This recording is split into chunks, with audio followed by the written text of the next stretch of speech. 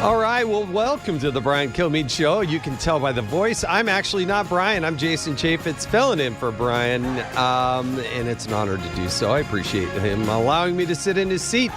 Gosh, he's got to be the hardest working guy in television and radio. I mean, he does the 3 hours on Fox and Friends, then he comes and does 3 hours on radio, then he does his weekend show, and then you see him on all kinds of shows. So every once in a while, he needs to come up for a bit of oxygen. So I'm going to fill in for him today, and it's an honor to do so.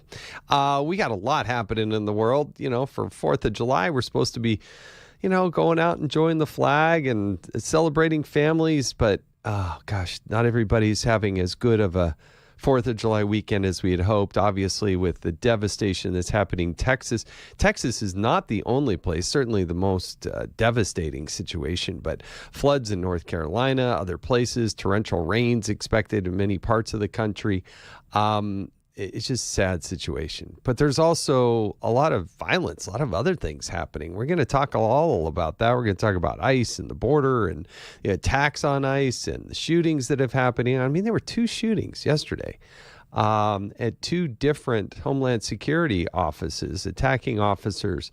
And it's just, it shouldn't be like that, but it is. And we're going to talk about it and figure out how there's going to be some solutions to it.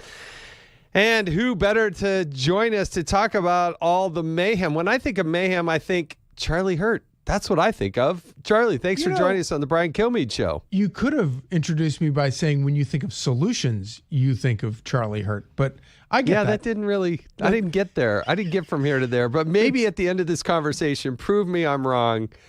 Charlie Hurt's one of my favorite people on the planet. Thoughtful, fun, loves his country, loves his family, and he's the host of Fox and Friends Weekend. You see him all over the network. He was just hosting today.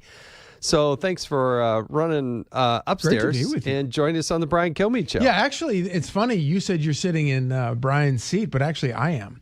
I'm in his I'm actually in Washington, seat. D.C. I'm in Washington, D.C. today. So for those of you watching us online, which you can do, then it's just me here. And I'm just absorbing the glow, the aura of Brian Kilmeade as I sit in his chair. Now, there's a couple soccer balls in there that you can. Normally, Brian and I are in there kicking the ball back and forth. Yeah, but, communist kickball, as I call it. Yeah, it's the greatest, the beautiful sport. It's beautiful. We're going to teach you. We'll teach you before the World Cup next year the beauty of the world's most beautiful game. But we'll get from here to there, but not today. I kind of need to be in person for that. Yeah, exactly. You said something really smart today, and it really caught my attention. Uh-oh. Yeah. No, I really smiled. I was watching you, and we were talking about Elon Musk and this. Oh, let's start a new party, And then somebody said something like they're looking at the success of Bernie Sanders, and then you interrupted and said, "I mean, it's amazing. What has Bernie Sanders been successful at? I still don't know." And they're like Politico is like talking about how Elon Musk needs to look at successful politicians like Donald Trump and Bernie Sanders. Yeah, I get the Donald Trump thing. Bernie Sanders couldn't even succeed in his own party. His own party rigged we're going on 3 primaries now in order to destroy the movement within the party. Donald Trump actually succeeded, and he's like a corporate raider who raided the Republican Party, took it over, changed it, and made it into a new party that I think you and I agree is a better, smarter, wiser party. Hey, I'm just being honest. I didn't fully see it when it was starting, but I cannot be more impressed now. Yeah, and like a corporate raider, didn't come in and just sell it off for parts and then walk away. He made it better. He took the parts that were broken and started really talking to people with honesty and sincerity and authenticity that, these Democrats, I look at them and they fall apart. We're looking at Mamdani right now, right? And we're starting to peel back the onion like, oh my goodness, how did he get the Democratic nomination? Well, he's a socialist, and you start to really look at how he, cobbled together some of these votes. But you also find out that he's a bit of a fraud. Hey, Total fraud. I'm a black, but Asian. I'm going to check every box you want me to check so that I can get ahead of somebody else in my college application. That's at least the way it came off. And he's not just like some casual socialist who sits around a dorm room like spitballing about how we should have free health care. Like everybody wants cheaper health care, right? And there's some people who wind up believing in socialized medicine because they sort of go down that path. That's not, this guy comes at this talking about distribution of wealth and how we have to ban all billionaires and take away all of their money, and we have to, this guy has really thought about communism and embraced it. He's a full-blown out of the closet, unapologetic communist, also a racist, as you point out. And I keep thinking back to all of the troubles that preceded Trump in the Republican Party. And you remember all this because you navigated it and were beautifully. The Tea Party movement that hit the Republican Party, it was very awkward for the party. It was very difficult. It caused Republicans to lose a lot of elections. It probably cost Republicans power. But if you think about the Tea Party movement, the Tea Party was trying to drag the Republican Party back to not only its own principles of the party, like conservatism and limited government, but it was also trying to drag the country back towards the constitutional center. And as painful and awkward as that was, the Tea Party recognized the Republican Party was the only hope for doing that. And they helped reform the Republican Party. And we have people like you as a result of it. And what emerged from all that is a much healthier party, and it allowed Donald Trump to come in and do all the things that he's done. You look at what has and that crack up that happened among Republicans hadn't really happened among Democrats. Now it's happening among Democrats, and you have this whole we talk about it all the time. The only real energy in the Democrat Party right now is AOC and failed Bernie Sanders and this guy Mamdani, who is the Democrat nominee in New York City for mayor. Full-blown socialist, full-blown communist. That crack up is dragging the party further to the left, away from the center, and into, dragging the country into something that the country will never exist as. I think that this thing that they're facing right now is I think it's an existential threat to the party, and I don't see anybody in the party who is smart enough and capable enough to step in there and stand up to that wing of the party and stop the carnage for them. Yeah, I thought the rise of Mamdani in part was the fact that the Democrats, they put up, hey, who's going to win this thing so easily is Andrew Cuomo. I mean, if you're the Democrats and Andrew Cuomo is talk about a flawed candidate from yesteryear. That's your guy. And I think it sort of personified to me that there isn't this young, vibrant, new wave of Democrats that's coming along to take on the mantle. That's why it's always interesting about Donald Trump. He wasn't necessarily the youngest, but he was the freshest and he was the most authentic. And it goes back to the point I was making at the beginning. Mamdani now, as we start to peel it back, he's, hey, I'm black, I'm Asian, I'm whatever you want me to be. And he's just smiling every step of the way. But you look at Elizabeth Warren and her claims about her being a Native American heritage. You look at Blumenthal, who's the senator from Connecticut, talking about his, the problems that he had in being straight about his, military record. Denang Dick, as Donald Trump calls him. Exactly. And you have Vice President Walz. You have, the nominee there. You have even Kamala Harris. Oh, I worked at McDonald's. There's no proof of this, no pictures, no nothing, no receipts, no nothing. But, I worked at McDonald's. It's like, hey, let's pretend to be what we think everybody wants us to be, but their core beliefs are so foreign to what I think America really is. Yeah, they're such frauds. And the thing about Donald Trump is that he's never claimed, he's built this coalition of people that are that are not billionaires, that are not, New Yorkers, that are not, you go down the list, and he doesn't really have much of an overlap in his background with a lot of these people. He's never pretended to be a construction worker. He's never pretended to be a Hispanic voter or a black voter. But what he does is he is straight with them, as you point out, and he's always authentic, and that is appealing to them because he's talking about ideas that people care about. And the thing that my favorite thing, and I'm so sorry for New York City that they're going to have to endure this. And I don't know how New York avoids Mamdani at this point. I guess if everybody else gets out and everybody gets behind Eric Adams, which is probably the smartest strategy, I still don't know if that's enough to stop this tidal wave, but that's probably the smartest bet for doing that. And I would give him at this point a 65-70% chance of winning. And if he's going to win and be the mayor, I'm sorry for New York City. But the other side of it is what I like about it.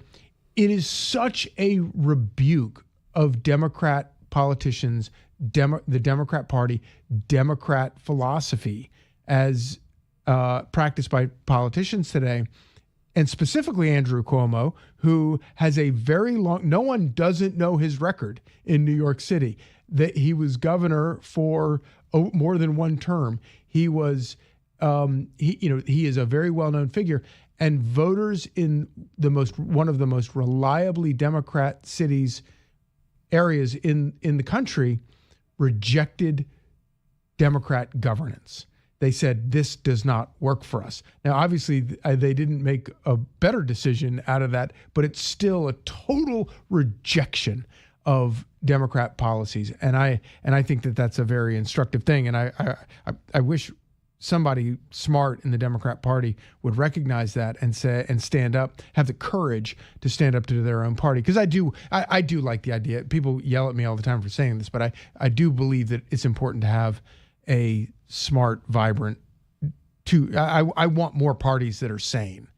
Having more voices and have a vigorous debate. Yeah. I bet it. Oh, by the way, I don't want it to be, since we're on this topic, I can't let it. I filled in for Elizabeth McDonald on the evening edit on Fox Business, and I'm going to do so tonight if you get a chance to watch. Nice. But we were talking about sort of the hypocrisy of the Democrats, and one of my favorite stories that we did last night is that AOC, Alexandria Ocasio-Cortez, is now sort of backtracking that she grew up in the Bronx. She was saying something like that, but evidently it was, and I don't know New York. I never lived in New York, but it was Yorktown. And now she's saying that she grew up between the Bronx and Yorktown. And that's where she formulated her core beliefs, because she was in between Yorktown and the Bronx, which just totally makes me giggle. And and all of her friends called her Sandy. Sandy, yes. That was her nickname. Sandy from Yorktown. Yeah, the great hip hop artist. It's not Jenny from right, the great hip hop artist from the Bronx. Sandy from Yorktown. Yeah, Sandy. Yes, in between the Bronx. Right. And further clarifying where she came from. It's just. Yeah, giggle it. I think giggling is the right term. She was in Hamilton, but she was King George III in Hamilton. Great. That's who she was. Yeah. That's right. We should just start calling her King George III. Oh my gosh. Can't you just be straight on your back? You run for a political office. I remember I was the campaign manager, chief of staff for John Huntsman, who was the governor of Utah. And I remember him saying, which is really insightful, he said, yeah, the best way to get your genealogy done is just run for a political office because everybody else will do it for you. It's true. But can you imagine? I mean, it's hard enough keeping your own self straight. Can you imagine making up a bunch of stuff about who you are and having to keep that straight too? It goes back to the childhood adage, just like, when you tell one lie, you got to tell a bunch more lies to cover up that lie. You're better off just going with the truth. But this is also part of it. The whole stupid party has built this whole thing about race and trying to divide everybody into all these groups and and it's also it's also corrosive and toxic, and it's just like, no, actually, why don't you just talk about ideas that everybody gathers around and cares about? And that's how Donald Trump stole the Republican Party and demolished the Democrat Party. Amen to that. Charlie Hurt, co-host of Fox and Friends Weekend. Thanks so much for joining us on the Brian Kilmeade Show.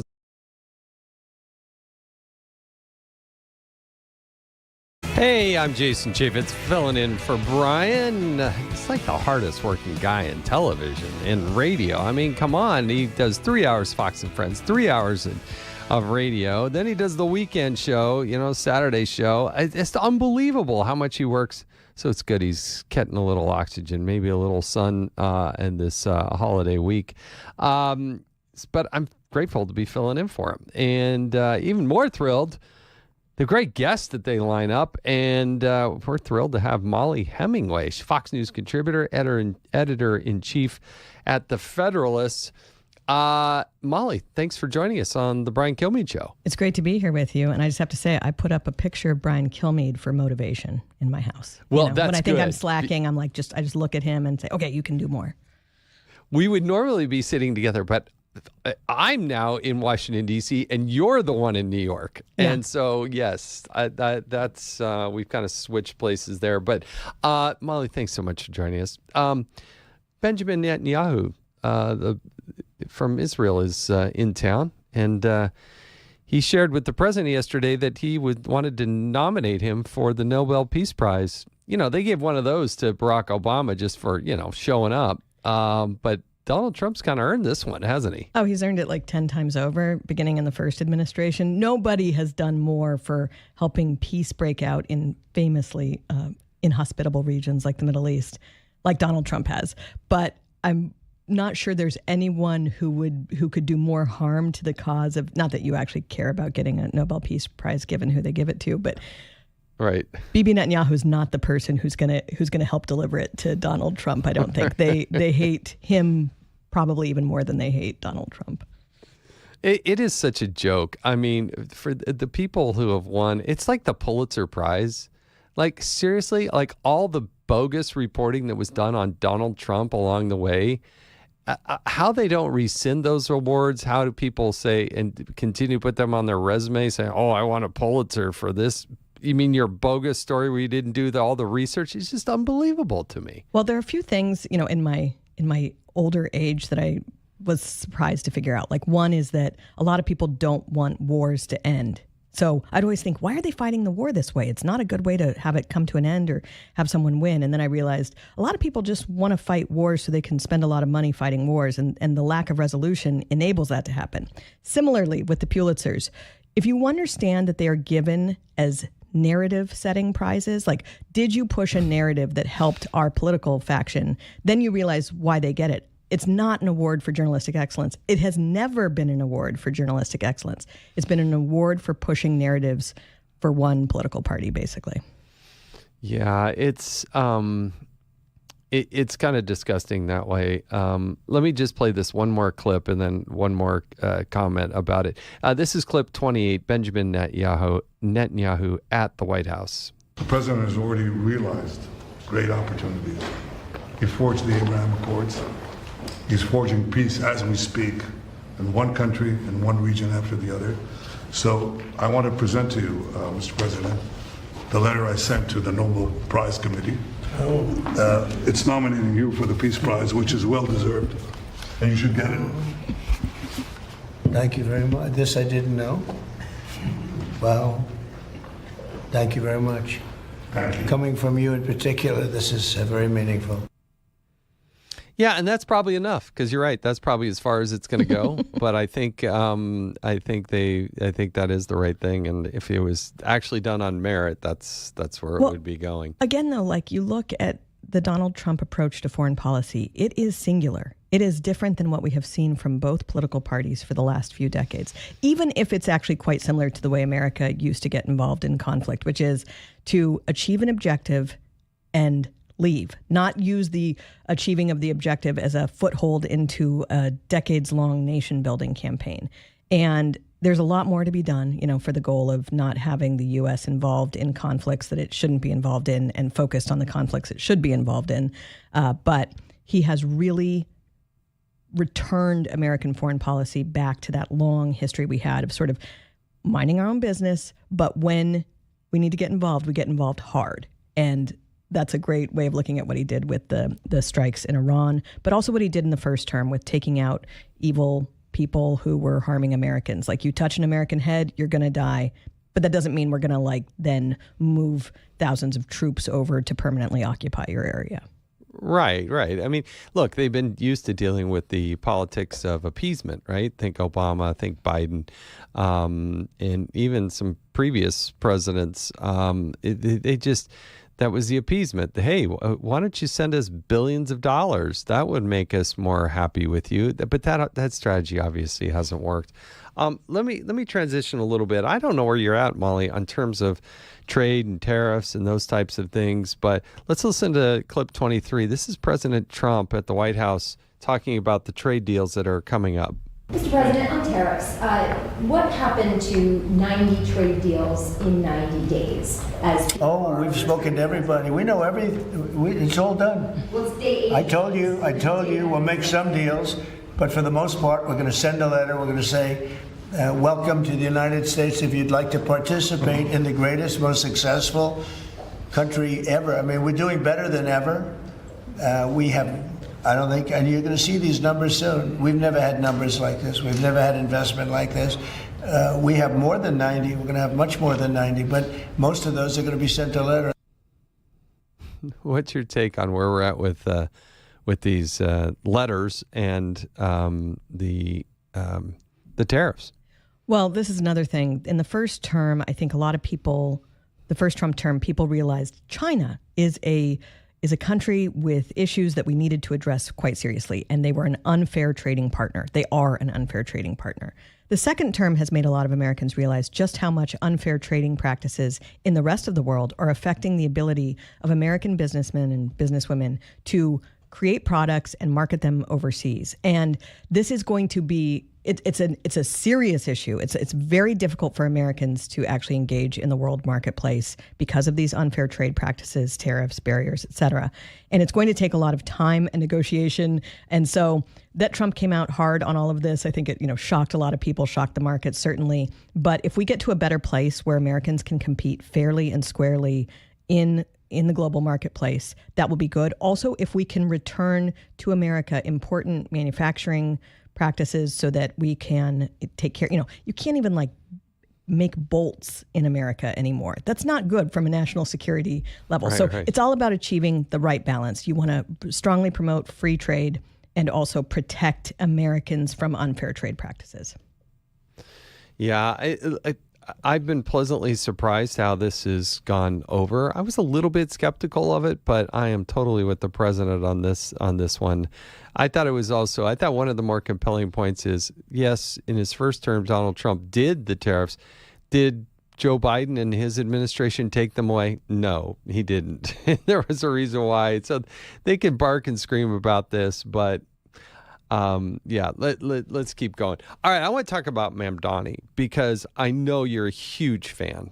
Mollie is the biggest fan of this candidacy that I have heard in a long time. And I'm saying that with a huge smile on my face because this guy and the positions he's taken are just unbelievable. Now, one of the positions that Zohran Mamdani has taken is that he wants to arrest Benjamin Netanyahu if he came to New York. Let's play clip 31. The likely next mayor of New York City, Zohran Mamdani, a Democratic socialist, and a vocal critic of Israel and of yourself, and has said he would arrest you if you came to New York City. if he was mayor. Is that something you take seriously, or are you concerned about that? Do you have a response to that? No, I'm not concerned about that. I'll get him out. Look, there's enough craziness in the world, but I guess it never ends. I mean, you have this is a folly, and it's it's silly in many ways because it's just not serious. It's not serious, but he is the Democratic nominee for mayor of New York City. He's the likely next mayor because he's the Democrat nominee, and it'll take a lot of work to prevent that from happening. He's very extreme, but I think it's also worth remembering that he is the natural progression of where a lot of Democrat mayors are in their politics. He's a little bit more than the rest of them, but he's not that much different fundamentally in terms of his devotion to identity politics, his extreme economic views, his hatred of the police. Like, all of these things are part of the Democrat Party platform, and he's just kind of the ultimate example of it. And it's why Democrats are freaking out that he is now the figurehead of the party, because you can just kind of point to him and say, yeah, that's kind of what we don't like about the Democrat Party. We think they're extreme, we think they're out of touch, and we think they're dangerous, frankly. Well, and look, he has taken this position that he doesn't believe there should be billionaires. He puts a hashtag communists on some of his posts in the past on X, or maybe it was Twitter back then. And he wants to get rid of the components and seize the components of manufacturing, whatever that heck that means. He's taken some he'll do that. He'll literally tweet out, from each according to their ability, to each according to their need. And then the AP and other people do these fact checks where they say, it is not true that he's a socialist or communist. He's a member of the Democrat Socialists of America. Like, it's not even really up for debate. He couldn't be more clear about it. But you've got all of these people, or a lot of people in the media, who are just running interference for him. Yeah, I mean, like they always do, right? They always come out and say, well, along that, it's kind of in that similar vein. You had this CIA report, John Radcliffe, the CIA director, with career officials, career employees, put out this a paper about what happened in, Clapper, Comey, what did they do? I'm forgetting one of their names. Brennan? Yes, Brennan. Why is that not like the lead story on 60 Minutes and everything else? There was such a facade, and yet still it just bothers me to no end that they will not admit it and that there's no consequence for these people. Okay, so they're not covering it because they were part of the conspiracy, but what you just said, the fact that they won't admit it and the fact that the conspiracy keeps going on might pose legal trouble for those names you just mentioned, Brennan, Clapper, Comey, because they have continued to perpetuate this hoax against a duly elected president, means that the conspiracy is ongoing and crimes might still be ongoing as part of that. So normally you have a 5-year statute of limitations. Clearly, Brennan lied to Congress more than 5 years ago, but it was more than 5 years ago. So can you go after him? But because it's an ongoing conspiracy, there might be legal trouble. And we've been reporting at the Federalist a little bit about this, but there's a reason why you're not hearing much from Brennan, Clapper, and Comey right now. And I think it's because they know they are in dangerous territory for what they did against America and her voters. Are we supposed to be looking for like shells on a beach for hidden messages? Is that the game we need to play here? That remains my favorite thing about James Comey, that he went to Hobby Lobby and got like perfectly matched shells and then claimed he found them in this curious design that calls for the death to the president. Yeah, that guy is. I mean, and also you remember when you were there, you couldn't criticize him. If you said anything critical of him, you were attacking law enforcement or whatever. And now everybody in the country, left and right, knows what a clown he is. Yeah, and just the coincidence, we should be taking this guy to to Las Vegas or something. I mean, yeah, that he keeps finding shells twice with messages. I mean, there's got to be a way in Las Vegas to tap into that sheer luck, and then to have a camera with perfect lighting. I mean, that's quite it's just unbelievable how lucky that guy is. Yeah, so real mystery. It is. Yes, it is amazing. All right, attacks on ICE. This scares me because the doxing, the attacks. we've only got a minute or so left here, but the Democrats are saying, "Oh, you're putting on these face masks, and this isn't, this isn't."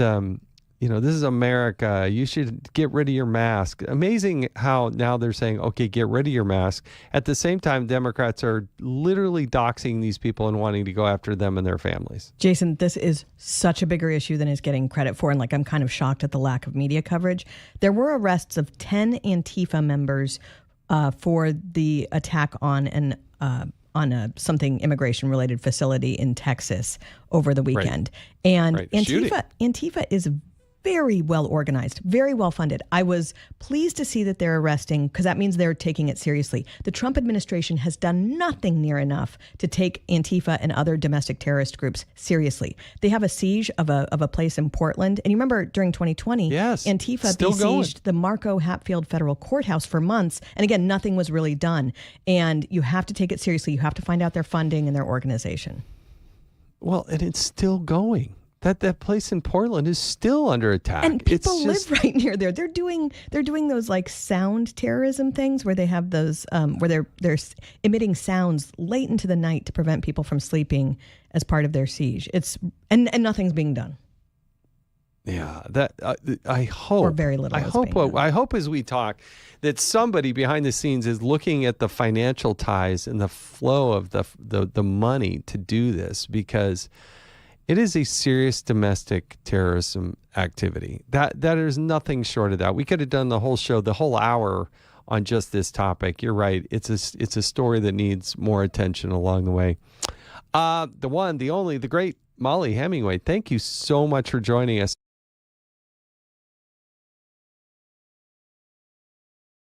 Well, almost Brian Kilmeade. I'm Jason Chaffetz filling in for Brian. A lot happening in the world. Trump is holding a cabinet meeting in this hour. Those tend to go for a little bit. But probably nothing more important than what's going on in Texas with the relief effort, the rescue effort. Hopefully there's some miracle out there. I want to remind people, you can, if you want to help out and don't know what to do, don't know where to go, one way you can do that is go to go.fox/TX flood relief. TX standing for, of course, Texas. So go.fox/TX flood relief. And if you can help out there, it's just one way. Fox makes sure that those monies get to the people who need it most, and they're going to need a lot of help moving forward. But there's lots to talk about, and really thrilled. In studio here in Washington, D.C., Julian Epstein. He served as chief counsel to the House Judiciary Committee and staff director of the House Oversight Committee for the Democratic side of the aisle. And somebody I knew back then, and glad that, there are very good people on both sides of the aisle who really care about their country. And we may disagree on a lot of different things, but I've always appreciated his perspective and love that you're here. And you wrote an interesting piece in the New York Post that published on Sunday, How Trump Became Washington's Unlikeliest Centrist. Tell us where you're coming from, what your conclusion was. Well, it's interesting, Jason, and thanks for having me on. Sure. It's great to see you finally in person. We've been on air many times, but it's great to be with you in person. Right. Well, the Democratic Party over the last generation, as you know, you had a bird's eye view of this, has become a very extremist party. They've become a party of the big welfare state, sort of the holy trinity, or the unholy trinity, the growing welfare state that's bankrupting us, cultural extremism on everything from immigration, even abortion with no limits, critical race, critical gender theory, and aligning themselves, at least parts of the party, aligning themselves with the Nazi movement in the Middle East. This is a party that I don't recognize anymore. I kind of came up in the late 90s and early 2000s, and I was part of the party machinery when it was a moderate party. And what's happened is the Democratic Party has moved far to the extremist left. A lot of this has to do with social media. A lot of this has to do with, sort of members wanting to become OnlyFans-like influencers where they can fundraise and sort of gain prominence amongst a small segment of the electorate that's online. What's happened as the party's moved that way is that Trump has occupied the political center in a way that hasn't properly been recognized. But if you think of what Trump's positions are, a 12-week ban on abortion, centrist position according to all the polling, fair trade as opposed to free trade, that's a position the Democrats took. Most of the Democrats took in the 1990s when they majority of Democrats opposed NAFTA. Closing the borders, a position the Democrats used to take. Balancing the budget, cutting the size of the federal welfare state, position that Clinton took. Yeah. He took a more extreme position on the work requirements for Medicaid, 30 hours a week as opposed to 20 hours a week. If you look on down the line, economic issues, foreign policy issues, cultural issues, Trump is occupying the political center, while the Democrats adopt this sort of very Manichaean, quasi-religious, anything that Trump does is bad. We're going to go into our primal screams and our sort of cringe street protests and oppose everything he does, whether or not what he's doing is the common sense center of the American polity. So, I mean, you look at what he's done on closed borders. That's American people support that. You can quibble this tactic or that on deportation, but American people fundamentally support that. Look at what he's done on the economy. Wages for blue-collar workers have increased almost 2% in the first 6 months. That's extraordinary. That's record-making. That's something that Democrats would normally have cheered a generation ago. But they're catastrophizing the tariffs, even though inflation never came from tariffs, as the economist class predicted.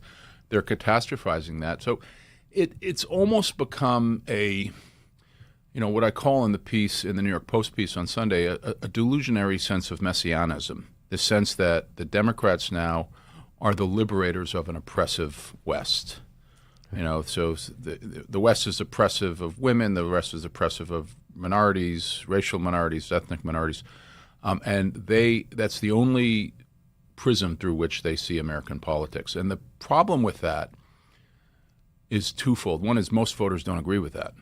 Most voters think that the West, and particularly the American system, has done more to uplift humanity than any system in civilization ever. It's done more to increase the economic well-being of billions of people, the Western model, Western liberalism, Western democracy, since World War II.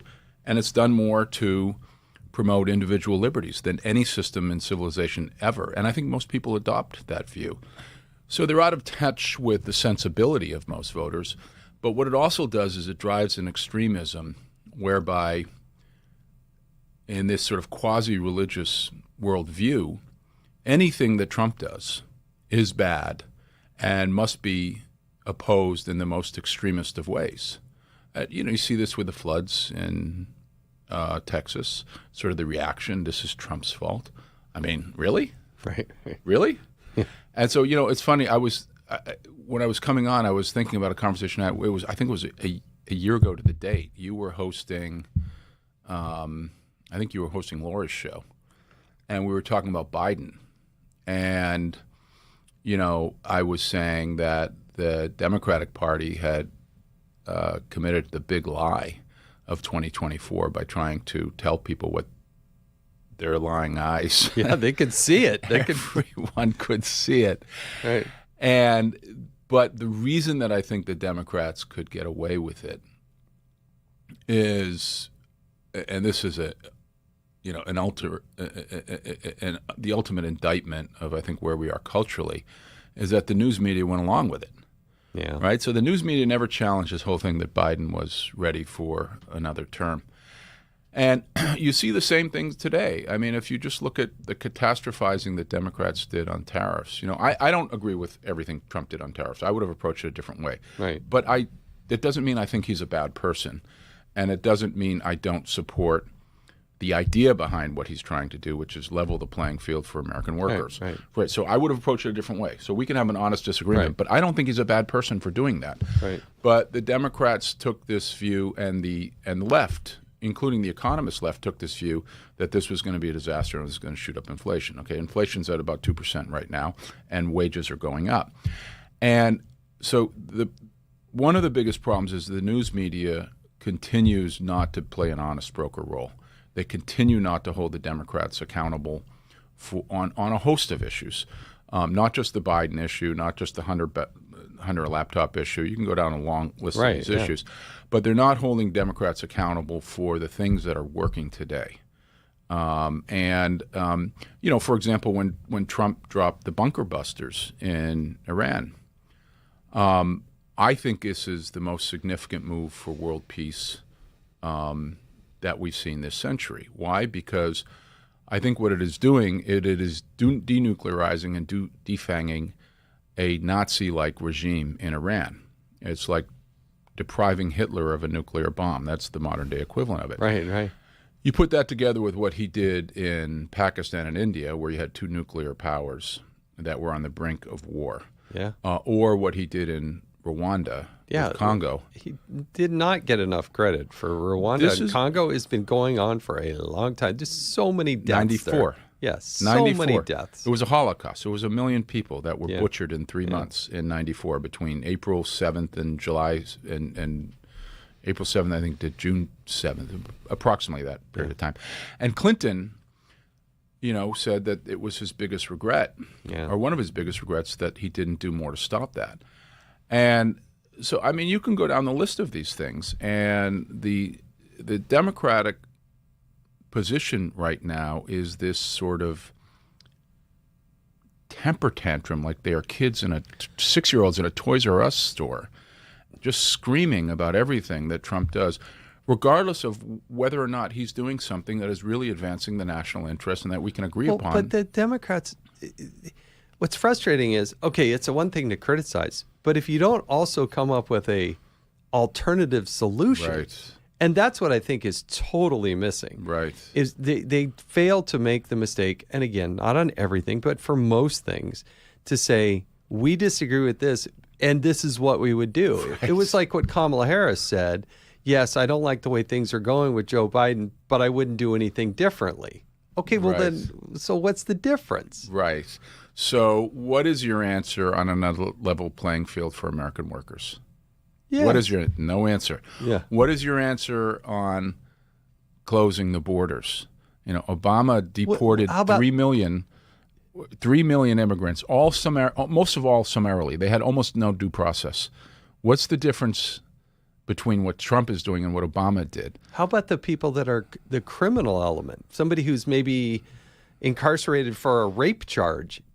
What would you do with that person? Because to hear the Democrats, they just release them. That's or this idea of sanctuary cities where local governments can essentially defy federal law enforcement. Yeah. I mean, where have we seen that before? The desegregation movement.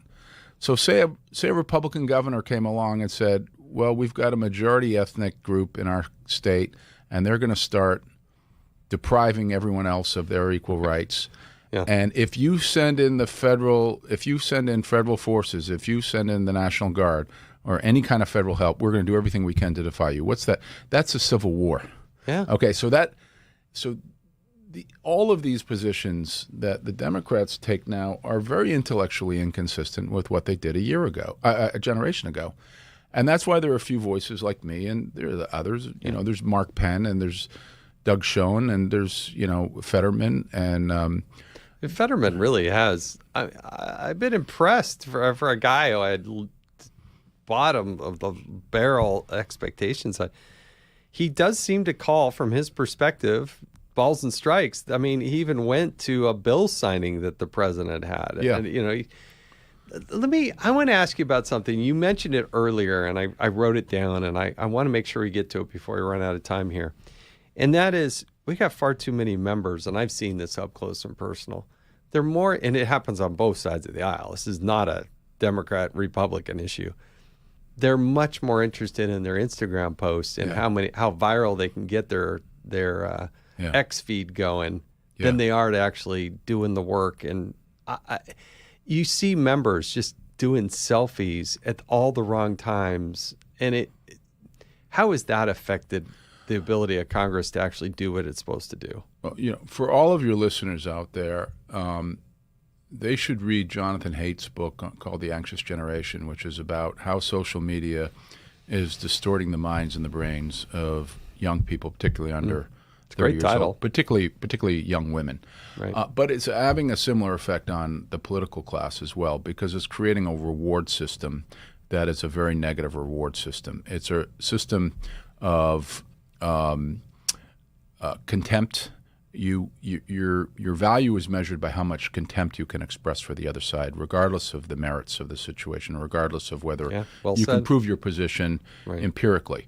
And it is driving the parties to the extremists, both parties to the extremists, the online extremists. And it's producing what I think is an OnlyFans-type culture, where your interest is in fundraising and validation online by a very small segment of voters who are vocal.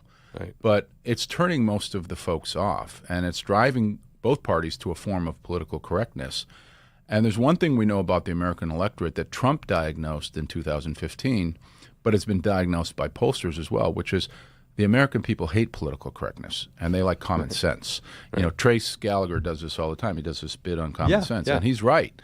Fox News at Night, for those of you that haven't seen it. Fox News at Night, it's great. It's a great segment that he does. But, the one thing that I've found, particularly after getting off the Hill, and I became very disillusioned with the Democratic Party, although I'm still a registered Democrat. But I agree with a lot of what Trump is doing, particularly Israel, I thought was brilliant.